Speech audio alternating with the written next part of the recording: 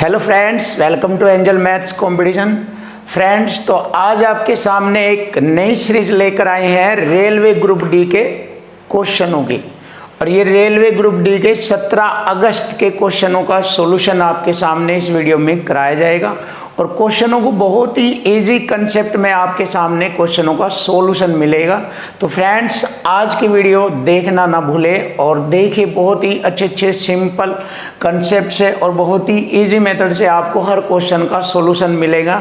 तो आइए friends, start करते हैं आज की वीडियो का पहला क्वेश्चन। और ये सभी क्वेश्चन, जैसे कि मैंने आपको बार बार कहा है, ये 17 अगस्त 2022 रेलवे ग्रुप डी के क्वेश्चनों का सॉल्यूशन आपको दिया जा रहा है, जिसमें पहला क्वेश्चन आपके सामने 6:8 समानुपात 39:x। तो दिए गए क्वेश्चन में x की वैल्यू आपसे पूछी गई है। तो यहाँ पर एक सिंपल सा कॉन्सेप्ट लगता है, इक्वल टू इक्वल कंसेप्ट। तो इक्वल टू इक्वल कंसेप्ट से हम इसको हल कर लेते हैं। जैसे कि बाहरी बाहरी पदों की हम गुणा करेंगे और भीतरी पदों की गुणा करेंगे, तो यहाँ से हमारे क्वेश्चन में x की वैल्यू का पता लग जाएगा। तो करते हैं फ्रेंड्स, 6 × x बराबर 8 × 39। तो यहाँ से हमें x ज्ञात हो जाएगा। जैसे कि हम इसको देखते हैं, 3 से काटते हैं, 3 दूनी 6 और 3 से 39 को 13 बार, और 2 से 8 को काटेंगे, 2 चौक 8। तो x बराबर आ जाएगा 13 चौका 52। तो यही हमारे क्वेश्चन का आंसर होगा और x का मान होगा 52। तो देखिए फ्रेंड्स, x की वैल्यू आपके सामने आ चुकी है 52। तो इस तरह के क्वेश्चन आपसे रेलवे ने पूछे हैं। तो नेक्स्ट क्वेश्चन भी करते हैं और देखते हैं कि इसका सॉल्यूशन कैसे बनता है। तो कितना इजी क्वेश्चन आपके सामने। देखिए, किसी वस्तु का अंकित मूल्य 2500 रुपये तथा विक्रय मूल्य 2375 रुपये है, तो छूट प्रतिशत बताएं। देखिए, छूट हमेशा आपको मालूम है, जैसे कि आप बार बार पढ़ते हैं कि छूट हमेशा अंकित मूल्य पर दी जाती है। जैसे वस्तु का अंकित मूल्य हमारा 2500 रुपये है और 2500 से उसने उस वस्तु को बेच दिया 2375 रुपये में, तो यहाँ पर उसने कितनी छूट दी है? 125 रुपये की। तो यहाँ पर उसने 125 रुपये की छूट दी है और यही छूट परसेंट हमसे उसने पूछा है। तो जैसे कि मैंने आपको बार बार बताया है कि छूट हमेशा अंकित मूल्य पर निकाली जाती है। तो यहाँ पर अंकित मूल्य है 2500 रुपये और जैसे कि छूट यहाँ पर दी गई है 125 रुपये की, तो परसेंट में ज्ञात करना है, तो 100 से गुणा परसेंट का चिन्ह। तो यहाँ से हम छूट ज्ञात कर लेते हैं। तो छूट परसेंट हमें यहाँ से ज्ञात हो जाएगी। जैसे कि क्वेश्चन को हल करते हैं, 2 जीरो से मैंने 2 जीरो डिवाइड किया और 25 पंजे 125। तो देखिए फ्रेंड्स, कितना इजी क्वेश्चन बन चुका है। तो छूट परसेंट आ गया यहाँ पर 5। तो 5% यहाँ पर छूट दी जा रही है।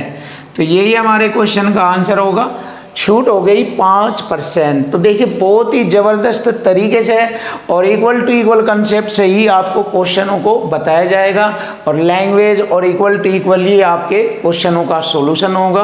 तो नेक्स्ट क्वेश्चन भी देखते हैं, बहुत ही अच्छा और स्टैंडर्ड क्वेश्चन आपके सामने। मिश्रण 1 में a और b का अनुपात 5:2 है, जबकि मिश्रण 2 में a और b का अनुपात 5:7 है। तो मिश्रण 1 और 2 को समान मात्रा में जब मिलाते हैं तो 1 और 2 में, है ना, तो इनसे बने नए मिश्रण का अनुपात हमें ज्ञात करना है। जब मिश्रण 1 और 2 को एक साथ समान मात्रा में मिलाया जाता है तो नए मिश्रण में a और b का रेशो आपसे पूछा गया है। तो इसका सॉल्यूशन बहुत इजी और बहुत सिंपल से तरीके से किया जाएगा। देखिए, मिश्रण 1 में a और b का रेशो है 5:2। देखिए, बहुत आसानी से। और मिश्रण 2 में a और b का रेशो है कितना? 5:7। 5:7। तो देखिए, यहाँ पर मिश्रण 1 में a और b का रेशो 5:2 है और मिश्रण 2 में a और b का रेशो 5:7 है। तो यहाँ से हम एक तीसरा नया मिश्रण बनाएंगे जो दोनों की मदद से समान मात्रा में मिलाने के बाद बनता है। तो उसमें a और b का रेशो हमें ज्ञात करना है। तो देखिए, यहाँ पर हमारा जो तीसरा नया मिश्रण बनता है उसमें a और b का हमें रेशो ज्ञात करना है तो बहुत इजी तरीके से दोनों मिश्रण में पहले ए की मात्रा हम यहाँ पर काउंट कर लेंगे। जैसे पहले मिश्रण में ए की मात्रा 5 और टोटल हो गया 7, तो 5/7 ऐसे लिखेंगे 5 और टोटल मिश्रण 7, प्लस दूसरे में से भी हम ए की मात्रा काउंट करेंगे 5 और टोटल मिश्रण हो गया 5 और 7 12। तो देखिए इस प्रकार से हम तीसरा मिश्रण तैयार करते हैं। रेशो का चिन्ह लगाएंगे। अब इसी प्रकार बी, पहले मिश्रण में दूसरे की मात्रा बी की मात्रा 2 और टोटल हो गया हमारा 7, 5 2 7 प्लस 7 और टोटल हो गया 12। तो इस प्रकार यहाँ से हम क्वेश्चन को हल करेंगे और बहुत ही इजी तरीके से आपके क्वेश्चन का हल मिलेगा। तो 12 से 84 यहाँ पर पहले में हमारा एलसीएम 84 आता है, तो 12 बार 12 पंजे 60 हो गया और 7 पंजे 35। देखिए 12 पंजे 60 लिखेंगे प्लस 35, रेशो का चिन्ह। सेकंड में भी आप एलसीएम लेंगे 84 और 12 दूनी 24 प्लस 7 सत्ते 49। तो यहाँ से 84 से 84 काट दिया और सिंपल रेशो आ जाएगा 60 35 हो गया 95, रेशो 9 4 13 हासिल 1 4 2 6 1 7। तो ये आपके क्वेश्चन का आंसर बनता है 95/73, जिनसे कि हमें मालूम हो गया है कि दोनों मिश्रणों की समान मात्रा मिलाने पर एक तीसरा मिश्रण का जो अनुपात बनता है वो बनता है 95/73, 95/73। यही हमारे क्वेश्चन का आंसर है। तो फ्रेंड्स इस तरह के हम हर क्वेश्चन करेंगे। फ्रेंड्स नेक्स्ट क्वेश्चन देखिए, बहुत ही सुपर और ज़बरदस्त क्वेश्चन आपके सामने। ये 17 अगस्त के जो एग्ज़ाम हुए आरआरबी रेलवे ग्रुप डी के, उन क्वेश्चनों का सॉल्यूशन आपके सामने कराया जा रहा है, जिसमें क्वेश्चन नंबर 4 आपके सामने 11,250 रुपये को ABC में इस प्रकार बांटा जाता है कि A और B का अनुपात 5:2 है, जबकि B और C का अनुपात 7 और 13 है। तो इस प्रकार B को कितना धनराशि मिलेगी? तो 11,250 रुपये में B की धनराशि हमसे पूछी है। तो आइए करते हैं क्वेश्चन को आसान। A और B प्लस C तीनों की धनराशि का टोटल हो गया 11,250। देखिए यहाँ तीनों का योग दिया है, तो अब एक साइड में हम तीनों के रेशो का योग कर लेंगे, योग से योग काट देंगे, क्वेश्चन का आंसर हमें प्राप्त हो जाएगा। तो देखिए A और B और C तीनों का रेशो लिखते हैं। A और B का रेशो है 5:2 के अनुपात में, B और C का रेशो दिया है 7 और 13, तो B का यहीं पर लिख लेंगे 7 और 13 C का।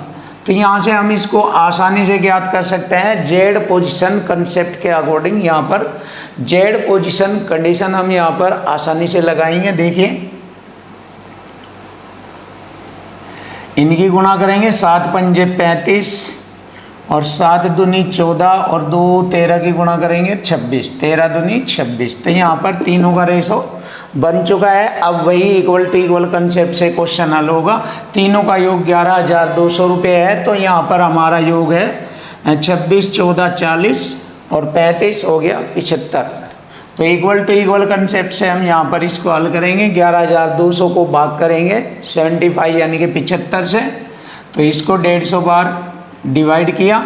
अब 150 की गुना B के रेशो में यहाँ पर करेंगे तो B का धनराशि हमें ज्ञात हो जाएगी। तो देखिए B का रेशो है यहाँ पर 14, 14 में 150 की गुणा करेंगे तो B की धनराशि होगी 10 और 15 चौका 60, 6 15 6 हो गया हमारा 21। तो 2100 रुपये जो है B की धनराशि है, अर्थात B को 2100 रुपये मिलेंगे। तो नेक्स्ट क्वेश्चन देखते हैं, बहुत ही अच्छा और सुपर क्वेश्चन आपके सामने। एक व्यक्ति किसी निश्चित दूरी को जाने में, एक साइड से दूसरी साइड में जाने में 10 किलोमीटर प्रति घंटे की चाल से तथा उधर से वापस व्यक्ति को आने में, तो देखिए एक साइड से जा रहा है 10 किलोमीटर प्रति घंटे की चाल से और यदि व्यक्ति की औसत चाल दे दी है 15 किलोमीटर प्रति घंटा की चाल है, तो वापस आने में उसकी चाल हमें ज्ञात करनी है। यानी कि एक साइड से तो जा रहा है 10 किलोमीटर प्रति घंटे की चाल से, लेकिन दूसरी साइड से कितना किलोमीटर प्रति घंटे की चाल से आए कि दोनों कंडीशन में उसकी औसत चाल 15 किलोमीटर प्रति घंटा हो जाए। तो ये बहुत अच्छा क्वेश्चन है और सिंपल कंसेप्ट से ये हल होगा। जैसे कि आप सभी को औसत का कंसेप्ट मालूम है, ये होता है औसत का कंसेप्ट बहुत ही इजी तरीके से, इक्वल टू इक्वल कंसेप्ट ही है ये। देखिए बराबर, औसत बराबर होता है 2 गुना पहली चाल 10 किलोमीटर प्रति घंटा, दूसरी चाल हमें निकालनी है आने की, और बटे में दोनों चालों का जोड़ 10 और प्लस ये एस लिख सकते हैं, एस का मतलब स्पीड ये। तो अब हम यहाँ से इसको आसानी से हल करेंगे। देखिए यहाँ पर एंट्री पुट करेंगे, औसत चाल है हमारी 15 बराबर 10 दूनी 20 गुणा एस करेंगे 20s, और बटे में यहाँ पर लिखेंगे 10 प्लस एस। तो देखिए यहाँ से आसानी से हमने यहाँ पर चाल ज्ञात कर लेंगे, उसकी वापस आने की चाल कितनी होगी, क्रॉस मल्टी करेंगे इस प्रकार से, यहाँ पर गुणा करेंगे 15 धाम 150 प्लस 15s और बराबर 20s। तो 20s में से 15s घटाएंगे 5s बराबर 150, तो 5 के 15 30 बार, तो 30 बराबर s, यानी कि उसकी आने की चाल थी 30 किलोमीटर प्रति घंटा, और यही हमारे क्वेश्चन का आंसर होगा। तो उसकी आने की जो चाल होगी, वापस आने की जो चाल होगी वह 30 किलोमीटर प्रति घंटा होगी, और यही हमारे क्वेश्चन का आंसर बनता है। तो नेक्स्ट क्वेश्चन देखते हैं, बड़ा धमाकेदार, बहुत ही अच्छा सुपर क्वेश्चन आपके सामने। जैसे कि क्वेश्चन में लिखा गया है कि दो संख्याओं का योग 430 है। तो दो संख्याओं का योग 430 है और उनका HCF 43 है, तो संख्याओं के कितने जोड़े संभव होंगे। जैसे कि मैं आपको कंसेप्ट में बताता हूं कि HCF दो संख्याओं के योग को भी पूरा विभाजित कर देता है, दो संख्याओं के अंतर को भी पूरा विभाजित कर देता है, और दो संख्याओं के लय को भी पूरा विभाजित कर देता है, दो संख्याओं के गुणनफल को भी पूरा विभाजित कर देता है। तो यहाँ पर इस कंसेप्ट के अकॉर्डिंग ही मैं यहाँ पर क्वेश्चन को हल कर रहा हूँ। दो संख्याओं का योग दिया है यहाँ पर 430 और उनका HCF दिया है 43। तो जैसे कि मैंने आपको बताया कि HCF अर्थात में से दो संख्याओं के योग को पूरा डिवाइड कर देता है, तो भाग करेंगे 43 से इसको, कितनी बार, 43 दाम 430, 10 बार कटा है ये। अब इस 10 के ये दो संख्याओं के अनुपातिक योग आ गया है, जिनका योग 10 बनता है। तो इस योग के अकॉर्डिंग ही हम इसकी मदद से ही हम दोनों संख्याओं के जोड़े कितने बनते हैं, जिनका योग 10 होना चाहिए, और वही हमारे जोड़ों की संख्या होगी जो हमसे पूछा गया है। तो देखिए फ्रेंड्स, देखते हैं यहाँ पर इसके जोड़े बनाएंगे जिनका HCF होगा 1। ऐसी संख्याओं के जोड़े बनेंगे जिनका HCF होगा 1 और जोड़ने पर बनेगा 10। तो हम लिखते हैं 1 और 9, 1 और 9 को जोड़ेंगे 10 आएगा, 1 व 9 का HCF होगा 1। तो एक जोड़ा तो ये बना हमारा। दूसरा जोड़ा हम लेंगे, अगर 2 व 8 लिया, देखो जोड़ तो आता है 10, लेकिन 2 व 8 का HCF 1 नहीं होता, इसलिए इसको जोड़े को नहीं लेंगे। इसलिए इसके बाद आता है 3 और 7। 3 और 7 का योग होता है 10 और इनका HCF भी 1 होता है। नेक्स्ट जोड़ा देखते हैं 4 और 6। 4 6 का जोड़ तो 10 आता है, बट इसका इनका HCF 2 आता है, जबकि मैंने कहा HCF 1 आना चाहिए, इसलिए हम ये नहीं लेंगे। तो नेक्स्ट आएगा हमारा 5 और 5। 5 और 5 को जोड़ेंगे 10 और HCF भी इनका 1 आता है। तो इस प्रकार हमारे कुल जोड़े बनेंगे यहाँ से 1 व 9 का जोड़ा, 3 व 7 का जोड़ा, 5 व 5 का जोड़ा। इस प्रकार यहाँ से हमारे 3 संभावित जोड़े बनेंगे और यही हमारे क्वेश्चन का आंसर है, 3 संभावित जोड़े। क्वेश्चन नंबर 7, ये क्वेश्चन अलजेब्रा से रिलेटेड क्वेश्चन है, तो बहुत ही सिंपल सा और स्टैंडर्ड क्वेश्चन है जो कि फॉर्मूला बेस्ड क्वेश्चन है। तो फॉर्मूले पर आधारित यह क्वेश्चन आपके सामने है। तो आइए क्वेश्चन को हल करते हैं। सिंपल सा फॉर्मूला है x plus Y plus Z का होल स्क्वायर बराबर X square plus Y square plus Z square plus 2xy plus Y Z plus Z X, ये इसका फॉर्मूला है। इस फॉर्मूले बेस पर यहाँ पर ये क्वेश्चन दिया गया है। तो आइए इसको बहुत ही आसानी से हल करते हैं। यहाँ पर दिए गए फॉर्मूले में इसकी कंडीशन को पुट करेंगे और हमारे क्वेश्चन का आंसर हमें प्राप्त हो जाएगा। एक्स का square plus Y square plus Z का स्क्वायर हमें ज्ञात हो जाएगा। तो आइए देखते हैं, क्वेश्चन की वैल्यू पुट करेंगे। एक्स जमा वाई जमा जेड का मान 11 है, तो यहाँ पर 11 का वर्ग करेंगे 121 बराबर एक्स स्क्वायर जमा वाई स्क्वायर जमा जेड स्क्वायर का मान पूछा है, तो प्लस 2 गुणा यहाँ पर एक्स वाई जमा वाई जेड जमा जेड एक्स का मान दिया है 41। तो यहाँ पर 41 भरेंगे और इनकी गुणा करेंगे। 41 दूनी 82, 41 दूनी होता है 82। 82 को हम यहाँ पर घटा देंगे, 121 में से 82 घटाएंगे और बराबर हमें ज्ञात हो जाएगा X square plus Y square plus Z square. तो अब इसमें से हम इसको घटाते हैं तो आंसर आएगा 11 में से 2 घटाएंगे 9 और 11 में से 8 घटाएंगे 3, यानी कि 39 बचता है। तो हमारे क्वेश्चन का आंसर आएगा X square plus Y square plus Z square बराबर बनता है 39। तो यही हमारे क्वेश्चन का आंसर बनेगा 39 यानी 39। तो देखिए फ्रेंड्स, बहुत ईजी तरीके से आपके सामने क्वेश्चन हल किए जा रहे हैं। अब नेक्स्ट क्वेश्चन भी आपके सामने बहुत सिंपल सा क्वेश्चन है। 11 संख्याओं का औसत 41 है, तो 11 गुणा औसत लिखेंगे तो यहाँ पर योग आ जाएगा। दी गई संख्या और उनका औसत यदि दोनों की आपस में गुणा करते हैं तो योग आ जाता है 11 संख्याओं का। 11 एकम 11 हासिल 11 चौक 44 रेख 45 यानी 451 इनका योग है। इनमें पहली 5 संख्याओं का औसत हो गया 17, तो योग हो गया 17 पंजे 85। 5 संख्याओं का 17 है तो 17 पंजे 85। अंतिम 5 संख्याओं का औसत 64 है, 5 का औसत 64 है तो योग हो जाएगा 5 चौक 20, 5 छक 30, देखो 5 चौक 20 हासिल 2 लगेंगे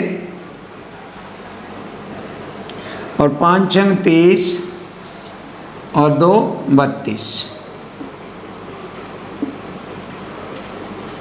अब यहाँ पर हम इनको जोड़ लेंगे। ये 10 संख्याओं का योग होगा इतना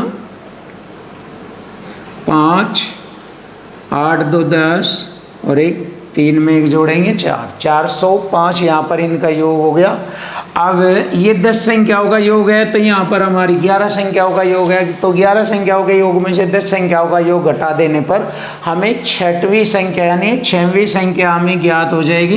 क्योंकि 11 संख्याओं के योग में से यदि हम 10 संख्याओं का योग घटा देते हैं तो 6 नंबर वाली संख्या हमें ज्ञात हो जाएगी कि वह 6वीं संख्या का मान क्या था। तो यहाँ पर हम घटा लेते हैं। 6वीं संख्या हमें प्राप्त हो जाएगी 451 माइनस 405, तो बचेगा 46।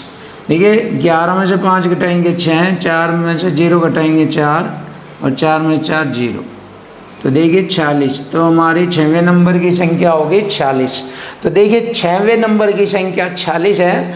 अब नेक्स्ट क्वेश्चन बहुत इजी। थीटा का मान जैसे दिया गया है 60 डिग्री है, तो sine theta plus cos theta minus tan theta का मान हमें ज्ञात करना है। तो थीटा की वैल्यू यहाँ पर तीनों जगहों पर पुट कर लेंगे, भर लेंगे और हम इसका मान ज्ञात करेंगे।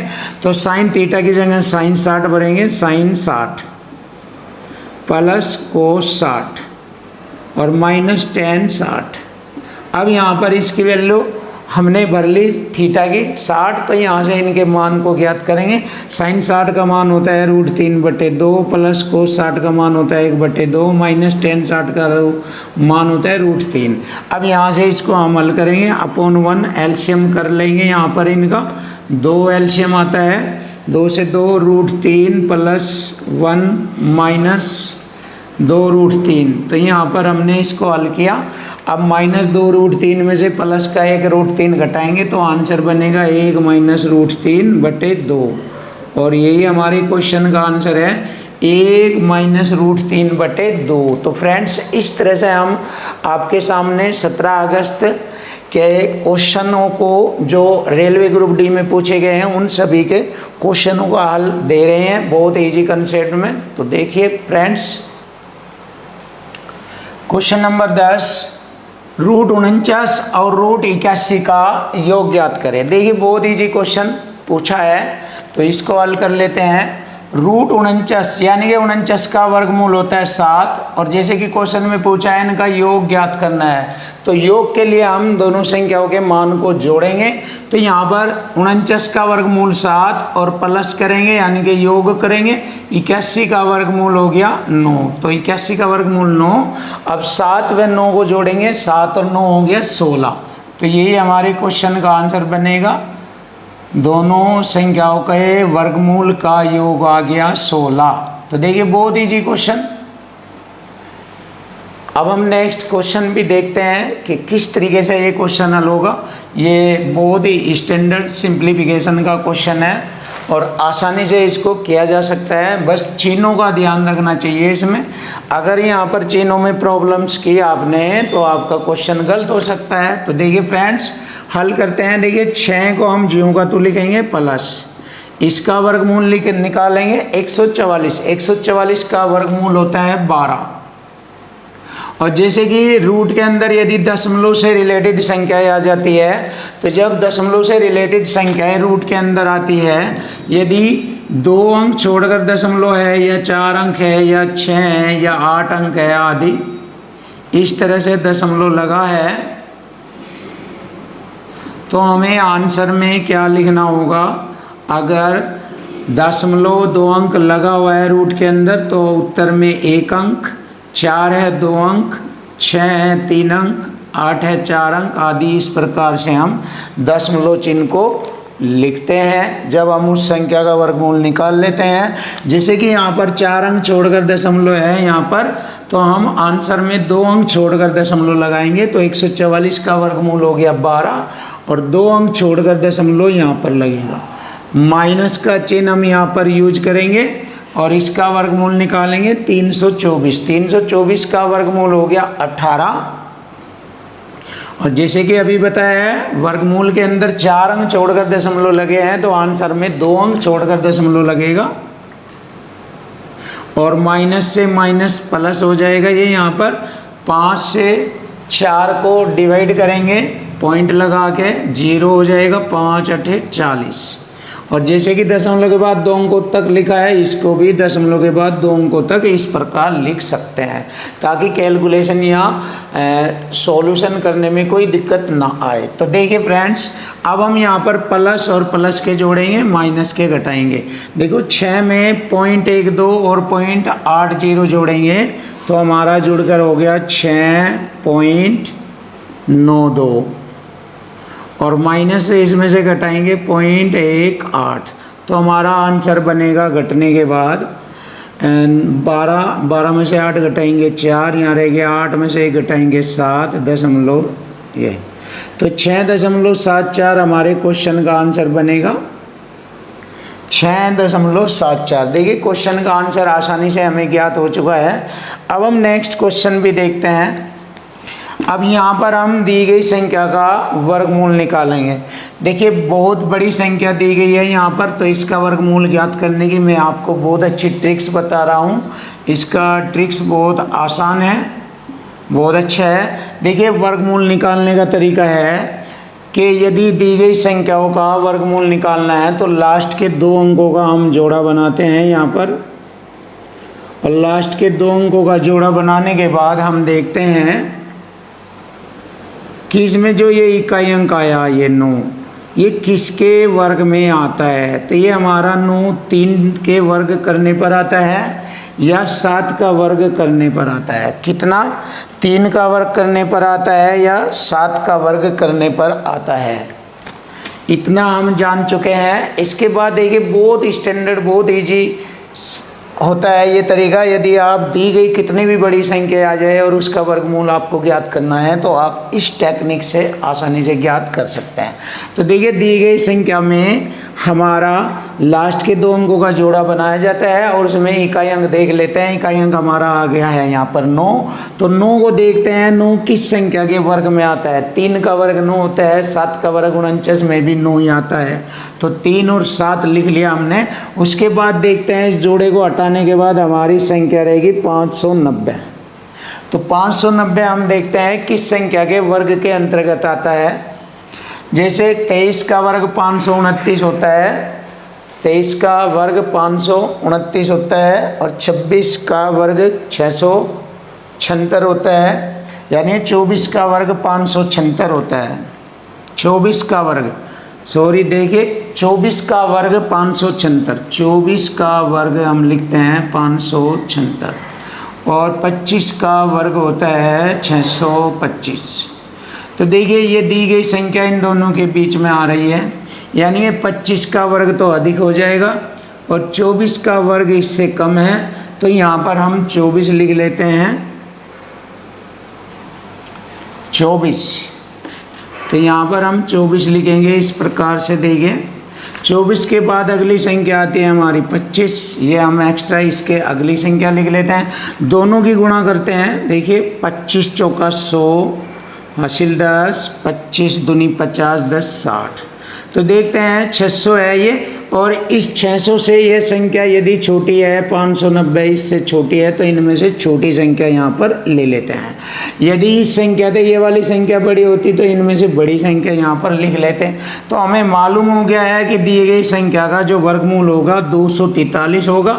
लेकिन अब बात आती है दशमलव के अकॉर्डिंग। तो दशमलव देखते हैं कितने अंक छोड़कर दशमलव लगा है इसमें, 2, 4, 6, 8।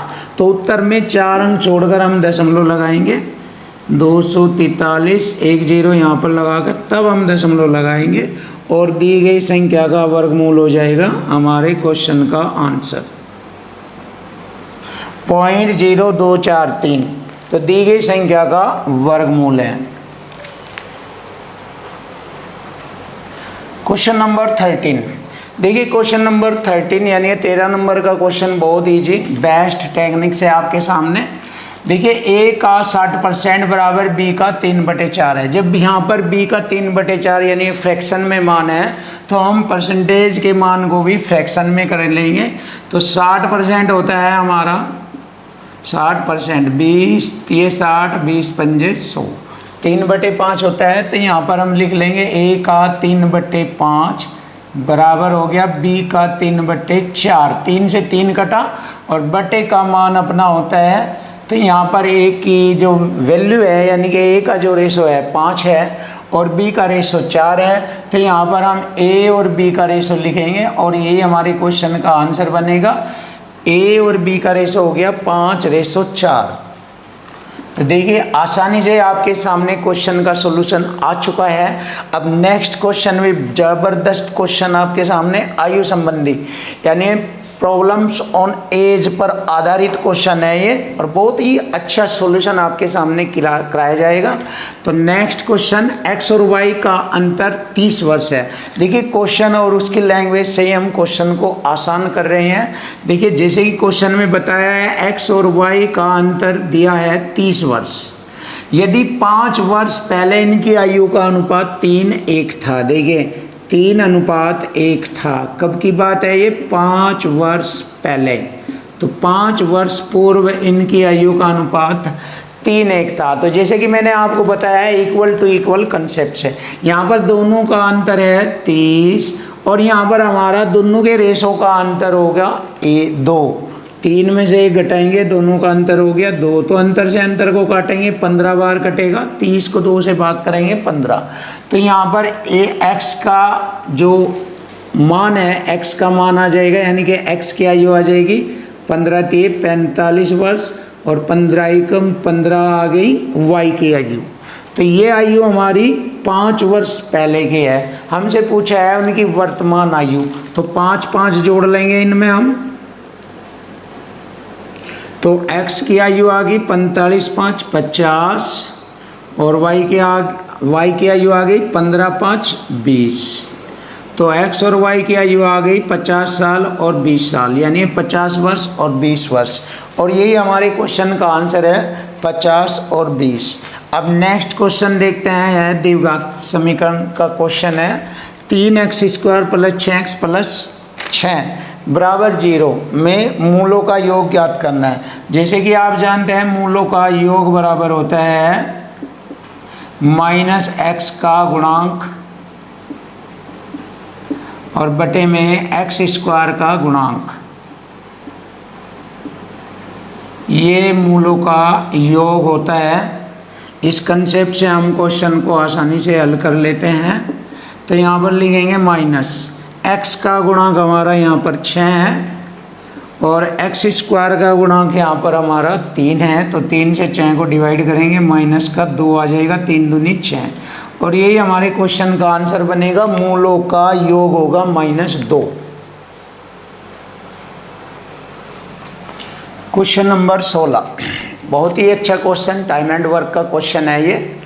तो करते हैं, ए किसी काम को 9 दिन में, बी उसी काम को 12 दिन में करता है, तो दोनों कार्य को बारी बारी से एक एक दिन करके करते हैं, तो कार्य इस प्रकार कितने दिनों में समाप्त होगा। तो आइए देखते हैं क्वेश्चन को, बहुत ही आसान बनाते हैं।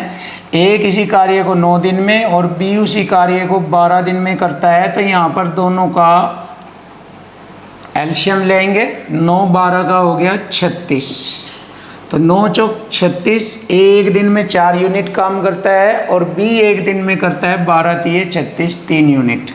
अब जैसे कि क्वेश्चन में कहा है दोनों बारी बारी से एक एक दिन कार्य करते हैं, तो पहले दिन ए जाएगा 4 यूनिट करने, बी जाएगा दूसरे दिन 3 यूनिट, तो इस प्रकार 7 यूनिट हो जाती है 2 दिनों में, 2 डेज में 7 यूनिट होती है। इस प्रकार एक चक्कर लगता है, तो 2 दिनों में वे 7 यूनिट करते हैं। यूनिट है हमारी टोटल 36, तो 36 यूनिट को करने के लिए कितने दिन लगेंगे? 7 यूनिट होती है 2 दिनों में, तो 7 से इसको डिवाइड करेंगे, 7 पंजे 35, 5 चक्कर लगेंगे, तो 5 की गुणा यहाँ पर करेंगे, 5 दूनी 10 दिन और 5 सते 35, 10 दिनों में 35 यूनिट काम हो जाता है। अब शेष रह गया हमारा 1 यूनिट, शेष 1 यूनिट रह गया। अब फिर देखते हैं, फिर से बारी ए की आ जाती है। ए एक दिन में 4 यूनिट करता है, तो शेष यूनिट है हमारी 1, तो 1 को करने में 4 की अक्षमता के आधार पर 1/4 दिन का समय लेगा। ये हो जाएगा शेष बची यूनिट को करने में ए द्वारा 1/4 दिन का समय लेता है, तो टोटल कार्य कितने दिनों में समाप्त होगा। तो टाइम पूछा है कितने दिनों में, 10 दिन है और 1/4 ही है, 10 + 1/4 को जोड़ेंगे, 10 से ही 1/4 दिन, तो 10 से ही 1/4 दिन में टोटल कार्य समाप्त हो जाता है। तो इस प्रकार हम इस क्वेश्चन को आसानी से हल कर लेते हैं। नेक्स्ट क्वेश्चन देखते हैं, बहुत ही अच्छा क्वेश्चन है साधारण ब्याज से रिलेटेड। तो साधारण ब्याज का क्वेश्चन भी आपके सामने बहुत ही आसान तरीके से हल किया जाएगा। कोई धनराशि 2 वर्षों में 1250 रुपये हो जाती है, यानी कि ये जो 1250 है ये हमारा मिश्रधन है, और मिश्रधन हमारा होता है मूलधन जमा ब्याज। इसका मतलब इसमें 2 वर्ष का ब्याज है। यदि मैं इसमें से 2 वर्ष का ब्याज घटा दूं यहाँ से, तो मूलधन हमें ज्ञात हो जाता है, लेकिन अभी बाद में घटाएंगे। देखते हैं पहले यहाँ के क्या कंडीशन है। 5 वर्ष में वह राशि 2000 रुपये हो जाती है, यानी कि 2 वर्ष में 1250 की राशि 5 वर्ष में 2000 रुपये हो जाती है। तो यहाँ से देख लेते हैं कि 3 वर्ष में राशि कितनी हो गई है, कितनी बढ़ गई है। 3 वर्ष में राशि बढ़ गई है, यहाँ पर देख लीजिए 750 रुपये बढ़ गई है, 750 रुपये। तो 3 से हम जैसे ही भाग करेंगे 750 को, तो 250 रुपये 1 साल का होता है, तो 250 रुपये 1 साल में साधारण ब्याज लगता है। तो हमें दिया गया है शुरू में 2 वर्ष में हमारा 500 रुपये का ब्याज हो जाएगा और 500 रुपये का ब्याज हमारा 1250 रुपये में है। तो 1250 रुपये में से हम जैसे ही घटाएंगे 500 रुपये 2 वर्ष का ब्याज, तो मूलधन राशि आ जाएगी 750 रुपये। ये हमारा मूलधन राशि आ जाएगी 750 रुपये। अब जैसे कि क्वेश्चन में पूछा है कि ब्याज की दर ज्ञात करो, तो दर हमेशा जो है मूलधन पर ज्ञात की जाती है। तो 750 रुपये पर 1 साल का ब्याज हो गया 250 रुपये। 1 साल का ब्याज इसलिए लिखा है क्योंकि दर वार्षिक में पूछी जाती है, तो वार्षिक का मतलब 1 वर्ष की, तो इसलिए यहाँ पर 1 वर्ष का ब्याज लिखा है। तो यहाँ से हमें दर ज्ञात हो जाएगी, दर परसेंट हमें ज्ञात हो जाएगी। 25 एकम 25 75, 1/3 होता है 33 से 1/3%। तो 1/3 को लिख लेते हैं 33 से 1/3%, तो ब्याज दर होगी 33 से 1/3%। और यही हमारे क्वेश्चन का आंसर बनेगा 33 से 1/3%।